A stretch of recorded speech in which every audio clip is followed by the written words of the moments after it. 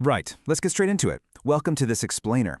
I'll be your lecturer for the next 10 minutes or so, and we are going to do something a bit different today. We aren't just going to sit here and talk about dry supply chain theory. No, we are going to actually live it. We're going to trace a massive, interconnected business system through one single real-world example, taking a proper masterclass in how global trade actually works.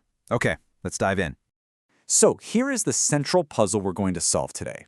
How exactly does a premium coffee bean get from a remote farm in Thailand all the way to a trendy coffee cup in London? And more importantly, how do we do it efficiently, sustainably, and most importantly for the business, profitably? Because answering this requires us to understand a staggeringly complex, interconnected system. It's really not just about throwing a sack of beans onto the back of a lorry. It's about a massive web of strategic decisions, global risks, and cutting-edge technologies. Here is our game plan. We're going to follow our coffee bean chronologically through 6 crucial stages. First, the foundations of supply chains. Second, purchasing and global sourcing. Third, transport modes. Fourth, transport strategies. Fifth, digital and green logistics. And finally, pulling it all together into the complete system. Right, part 1, foundations of supply chains. Before our little coffee bean goes anywhere, we need to lay down the groundwork. You'll often hear people toss around the words logistics and supply chain like they mean the exact same thing, but they really don't. Logistics is simply the physical movement and storage of our coffee beans, just getting the bean from point A to point B. Supply chain management, or SCM, is a much bigger beast. It's about integration and collaboration across entirely different organizations. So logistics physically moves the bean, while SCM builds the essential cooperation between that Thai farmer and our London cafe to lower total costs and actually add value.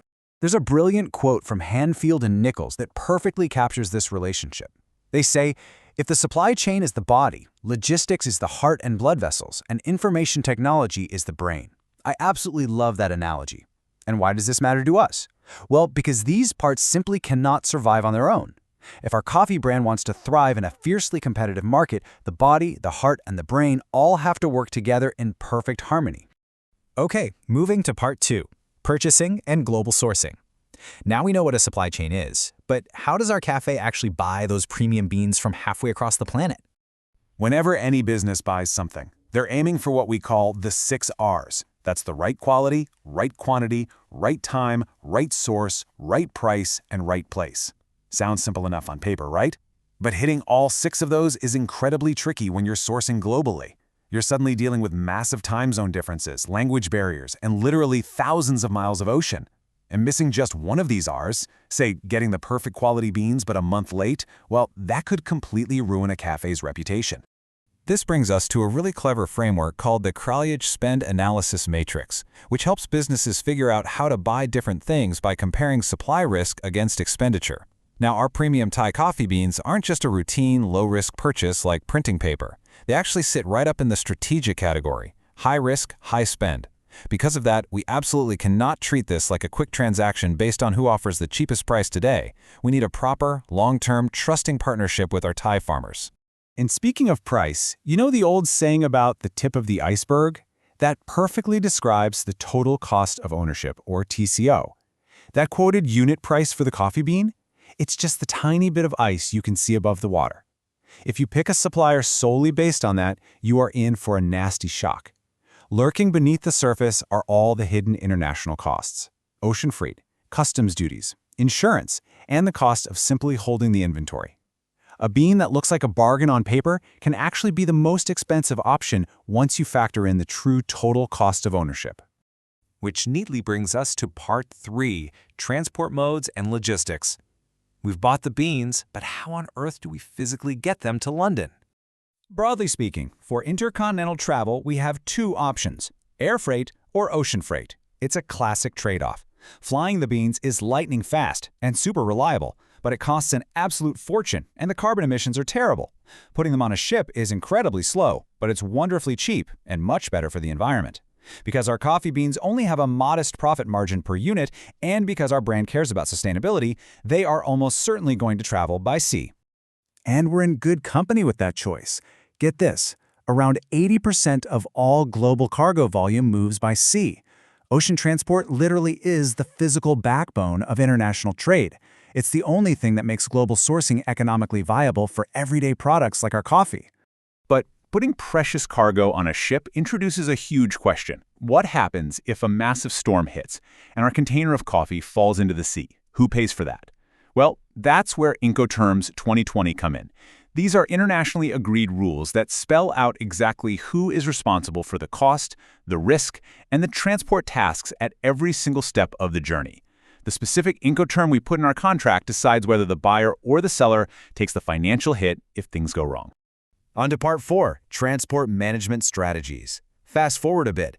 The ship has arrived safely at a UK port. Now we have to figure out the inland journey.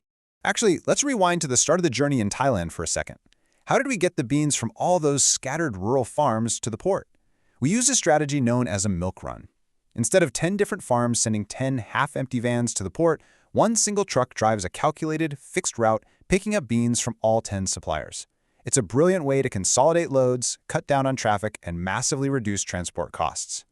And then, when the beans finally reach the UK, we use another clever tactic called cross-docking. The beans arrive at a distribution center, and instead of being put away on a shelf, they are immediately sorted and reloaded straight onto outbound trucks heading directly to our London cafes.